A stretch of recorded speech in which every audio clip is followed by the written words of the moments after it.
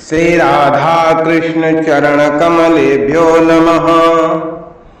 श्रीमद् भगवत गीता साधक संजीवनी अध्याय 3 श्लोक संख्या 12-13।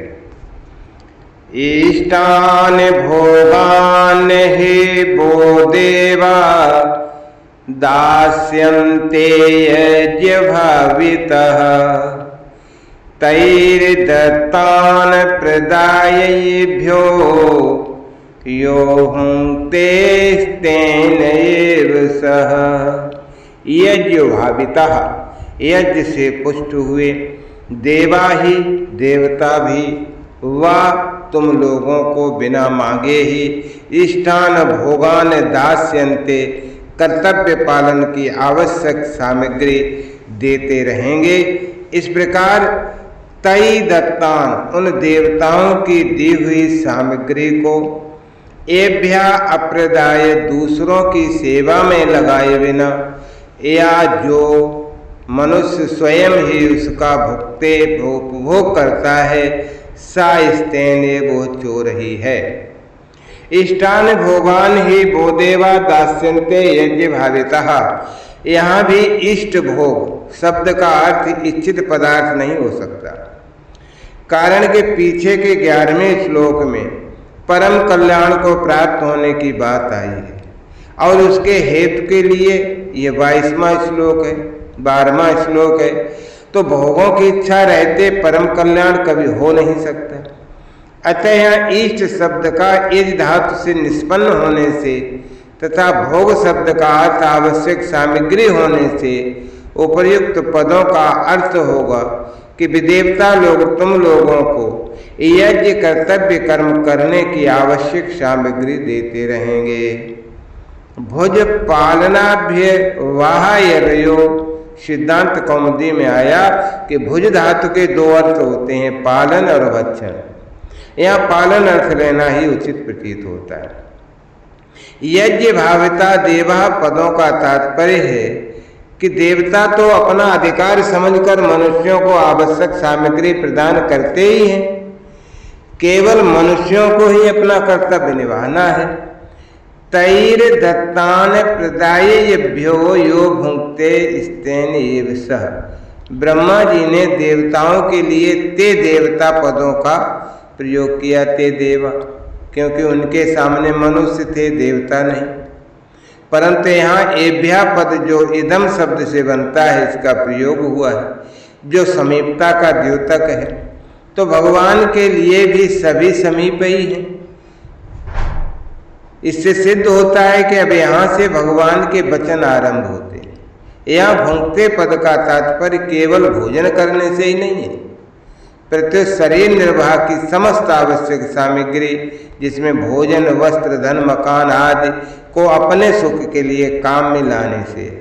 यहाँ अनवनार्थ भुज धातु भुंक्ते पद निष्पन्न है। अनवन का अर्थ है भक्षण, वस्तु को अपने काम में लेना। ये शरीर माता पिता से मिला है और इसका पालन पोषण भी उन्हीं के द्वारा हुआ है। विद्या गुरुजनों से मिली है। देवता सबको कर्तव्य कर्म की सामग्री देते हैं, ऋषि सबको ज्ञान देते हैं, पितर मनुष्य की सुख सुविधा के उपाय बताते हैं, पशु पक्षी वृक्ष लता आदि दूसरों के सुख में स्वयं को समर्पित कर देते हैं। तो यदि पशु पक्षी आदि को ये ज्ञान नहीं रहता कि हम परोपकार कर रहे हैं तथा उनसे दूसरों का उपकार स्वतः होता है। इस प्रकार हमारे पास जो कुछ भी है, सामग्री है, बल योग्यता पद अधिकार धन संपत्ति आदि है, वो सब की सब हमें दूसरों से ही तो मिली, इसलिए इनको दूसरों की ही सेवा में लगाना है। शरीर इंद्रियां मन बुद्धि आदि सभी पदार्थ हमें संसार से मिले, ये कभी अपने नहीं हैं और अपने होंगे भी नहीं।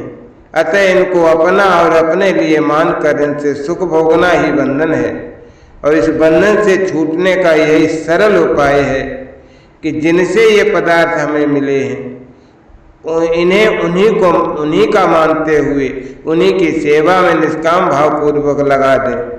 यही हमारा परम कर्तव्य है। साधकों के मन में प्रायः ऐसी भावना पैदा हो जाती है कि अगर हम संसार की सेवा करेंगे तो उसमें हमारी आसक्ति हो जाएगी और हम संसार में फंस जाएंगे। परंतु भगवान के वचनों से ये सिद्ध होता है कि फंसने का कारण सेवा नहीं है, प्रत्युत अपने लिए कुछ भी लेने का भाव है।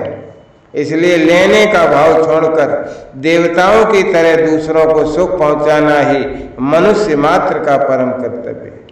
कर्मयोग के सिद्धांत में प्राप्त सामग्री, सामर्थ्य, समय तथा समझदारी का सदुपयोग करने का ही विधान है। प्राप्त सामग्री आदि से अधिक की नई नई सामग्री आदि की कामना करना ये कर्मयोग के सिद्धांत से विरुद्ध है। अतः प्राप्त सामग्री आदि को ही दूसरों के हित में लगाना है। अधिक की किंचन मात्र भी आवश्यकता नहीं। युक्त संगत बात है कि जिसमें जितनी शक्ति होती है उससे उतनी ही आशा की जाती है। फिर भगवान अथवा देवता उससे अधिक की आशा कैसे कर सकते हैं? स्तेन एव स्तेन पदों में एक वचन देने का तात्पर्य है कि अपने कर्तव्य का पालन न करने वाला मनुष्य सबको प्राप्त होने वाली सामग्री, अन्न, जल, वस्त्र आदि का भाग दूसरों को दिए बिना ही अकेला स्वयं ले लेता है, अतः वो चोर है। जो मनुष्य दूसरों को उनका भाग न देकर स्वयं अकेले ही भोग करता है वो तो चोर है ही। पर जो मनुष्य किसी भी अंश में अपने स्वार्थ की सिद्धि करना चाहता है अर्थात सामग्री को सेवा में लगाकर बदले में मान बढ़ाई चाहता है, वो भी उतने अंश में चोर तो है ही। ऐसे मनुष्य का अंतःकरण कभी शुद्ध और शांत नहीं रह सकता। ये व्यष्टि शरीर किसी भी प्रकार से समष्टि संसार से अलग नहीं है और अलग हो भी सकता नहीं, क्योंकि समष्टि का अंश ही तो व्यष्टि कहलाता है।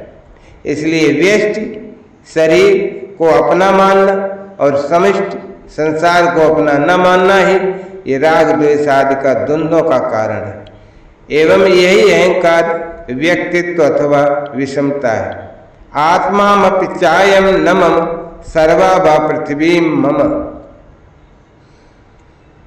ये शरीर भी मेरा नहीं है और ये सारी पृथ्वी ही मेरी है। कर्मयोग के अनुष्ठान से ये सब राग द्वेष सुगमता पूर्वक मिट जाते हैं, कारण कि कर्मयोगी का ये भाव रहता है कि मैं जो कुछ भी कर रहा हूँ वो सब अपने लिए नहीं, प्रत्युत संसार मात्र के लिए कर रहा हूँ। इसमें भी एक बड़ी मार्मिक बात यह है कि कर्मयोगी अपने कल्याण के लिए भी कोई कर्म न करके संसार मात्र के कल्याण के उद्देश्य से ही सब करता है। कारण कि सबके कल्याण से अपना कल्याण अलग मानना भी व्यक्तित्व है और विषमता को जन्म देता है, जो साधक की उन्नति में बाधक है। शरीर, इंद्रियां, मन, बुद्धि आदि जो कुछ भी हमारे पास है वो सब का सब हमें संसार ही से तो मिला है। संसार से मिली वस्तु को केवल अपनी स्वार्थ सिद्धि में लगाना ईमानदारी नहीं है, कर्तव्य संबंधी कुछ विशेष बात है। हिंदू संस्कृति का एकमात्र उद्देश्य होता है मनुष्य का कल्याण करना। इसी उद्देश्य से ब्रह्मा जी सृष्टि के आदि में मनुष्य को निस्वार्थ भाव से अपने अपने कर्तव्य के द्वारा एक दूसरे को सुख पहुंचाने की आज्ञा देते हैं। परिवार में भाई बहनें, माताएं आदि सब के सब कर्म करते ही हैं, परंतु उनसे बड़ी भारी भूल ये होती है कि वे कामना, ममता, आसक्ति, स्वार्थ आदि के वशीभूत होकर कर्म करते हैं। अतः लौकिक एवं पारलौकिक दोनों ही लाभ उन्हें नहीं होते, प्रत्युत हानि होती है।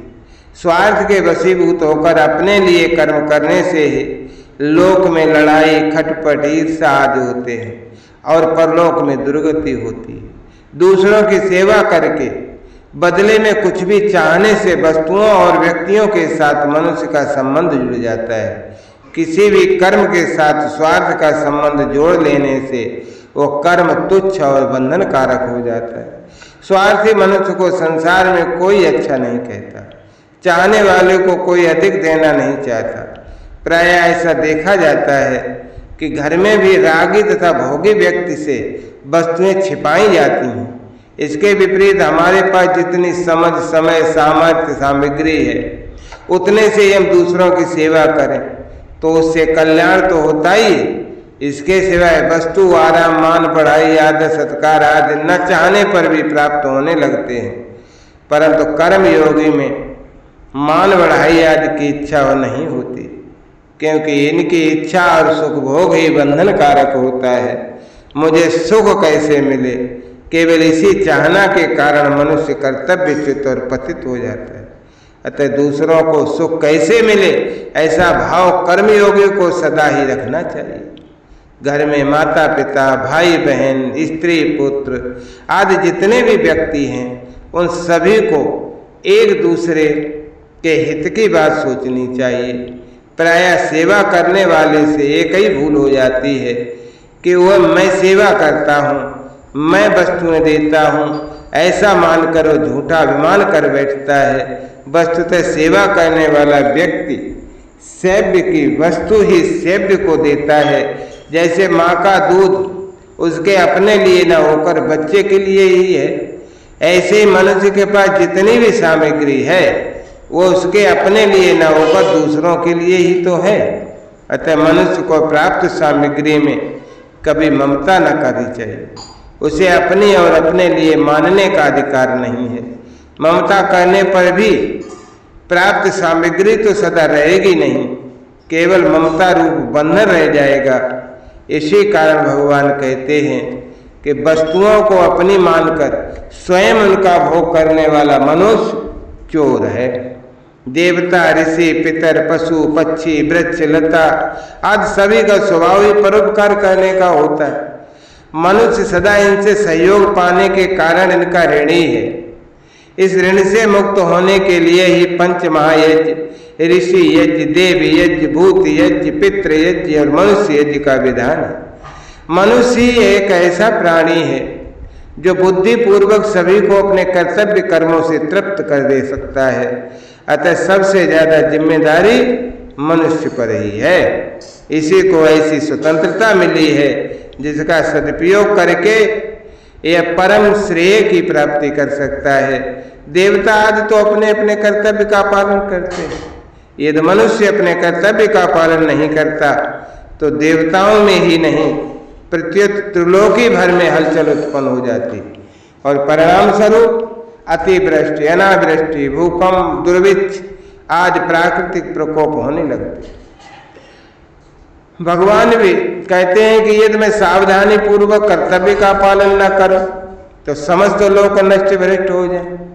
जिस तरह गतिशील बैलगाड़ी का कोई एक पहिया भी खंडित हो जाए तो उससे पूरी बैलगाड़ी को झटका लग सकता है, लगता ही है।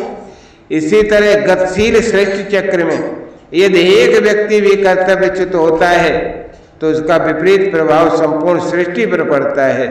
इसके विपरीत जैसे शरीर का एक भी भाग पीड़ित हो, रोगी हो, तो अंग ठीक होने पर संपूर्ण शरीर का स्वतः हित होता है। ऐसे ही अपने कर्तव्य का ठीक ठीक पालन करने वाले मनुष्य के द्वारा ही संपूर्ण सृष्टि का स्वतः हित होता है। प्रजापति ब्रह्मा जी ने देवता और मनुष्य दोनों को अपने अपने कर्तव्य का पालन करने की आज्ञा दी। देवता आदि सब मर्यादा से चलते हैं, केवल मनुष्य ही अपनी बेसमझी से मर्यादा को भंग करता है। कारण कि उसे दूसरों की सेवा करने के लिए जो सामग्री मिली है उस पर वो अपना अधिकार समझ बैठा। अनंत जन्मों के कर्म बंधन से छुटकारा पाने के लिए मनुष्य को स्वतंत्रता मिली, परंतु वो उसका दुरुपयोग करके कर्म और कर्म फल में ममता आसक्ति कर बैठा। फल स्वरूप नया बंधन उत्पन्न करके वह स्वयं फंस गया और फिर 84 लाख योनियों में भटकने लगा। आगे अनेकों जन्मों तक दुख पाने की तैयारी कर लिया। अतः मनुष्य को चाहिए कि उसे जो कुछ सामग्री मिली उससे वह त्रिलोकी की सेवा करे। उस सामग्री को भगवान, देवता, ऋषि, पितर, मनुष्य समस्त प्राणियों की सेवा में लगा दे। यहाँ पर एक शंका हो सकती है कि जो कुछ सामग्री प्राप्त हुई है वो सबकी सब दूसरों की सेवा में लगा देने पर कर्मयोगी का जीवन निर्वाह कैसे होगा? समाधान वास्तव में यह शंका शरीर के साथ अपनी एकता मानने से है। शरीर को ही अपना स्वरूप मानने से पैदा हुई है, परंतु कर्मयोगी शरीर से अपना कोई संबंध मानता नहीं। प्रत्युत्व से संसार का है और संसार के लिए मानकर उसी की सेवा में लगा देता है। उसकी दृष्टि अविनाशी स्वरूप पर रहती है, नाशवान शरीर पर नहीं। जिसकी दृष्टि शरीर पर रहती है वही ऐसी शंका कर सकता है, कर्मयोगी का जीवन निर्वाह कैसे होगा? जब तक भोगेच्छा रहती है तभी तक जीने की इच्छा है, मरने का भय है। भोगेच्छा कर्मयोगी में ही रहती नहीं, क्योंकि उसके संपूर्ण कर्म अपने लिए होते नहीं, वो तो दूसरों की सेवा के लिए होते हैं। अतः कर्मयोगी अपने जीने की परवाह नहीं करता। उसके मन में ये प्रश्न ही नहीं उठता कि मेरा जीवन निर्वाह होगा कैसे। वास्तव में जिसके हृदय में जगत की आवश्यकता नहीं रहती, उसकी आवश्यकता जगत को रहती, इसलिए जगत उसके निर्वाह का स्वतः प्रबंध करता है। जिनका जीवन परोपकार के लिए ही समर्पित है, ऐसे पशु, ऐसे पक्षी, ऐसे कीट पतंग, ऐसे वृक्ष लता आदि सभी साधारण प्राणियों के भी जीवन निर्वाह का जब प्रबंध है, तब शरीर सहित मिली हुई सब सामग्री को प्राणियों के हित में व्यय करने वाले मनुष्य के जीवन निर्वाह का प्रबंध न हो, ऐसा कैसे संभव? सबका पालन करने वाला भगवान की असीम अनुकंपा से जीवन निर्वाह की सामग्री समस्त प्राणियों को समान रूप से पहले से ही मिली है। इसका प्रत्यक्ष उदाहरण सबके सामने है। जैसे माता के शरीर में जहाँ रक्त ही रक्त रहता है, वहाँ भी बच्चे के जीवन निर्वाह के लिए मीठा और पुष्टिकर दूध स्वतः पैदा हो जाता है। अतः चाहे प्रारब्ध से मानो, चाहे भगवत कृपा से मानो, चाहे मनुष्य जीवन के निर्वाह सामग्री उसको मिलती ही है। इसमें संदेह, चिंता, शोक एवं विचार होना ही नहीं चाहिए। भगवान के राज्य में जब पापी से पापी एवं नास्तिक से नास्तिक पुरुष का भी जीवन निर्वाह होता है, तब कर्मयोगी के जीवन निर्वाह में क्या बाधा आ सकती है? अतः ये प्रश्न उठाना नितांत भूल ही है। परिशिष्ट भाव यज्ञ भावितः पद का अर्थ है यज्ञ से पुष्ट हुए, पूजित हुए, संवर्धित हुए। मध्य लोक में होने के कारण मनुष्य ऊपर के और नीचे के सभी लोकों में रहने वाले प्राणियों को पुष्ट कर सकता है। सबका हित करने के लिए ही मनुष्य को मध्य लोक में बसाया गया, इसलिए मनुष्य कल्याण का अधिकारी है।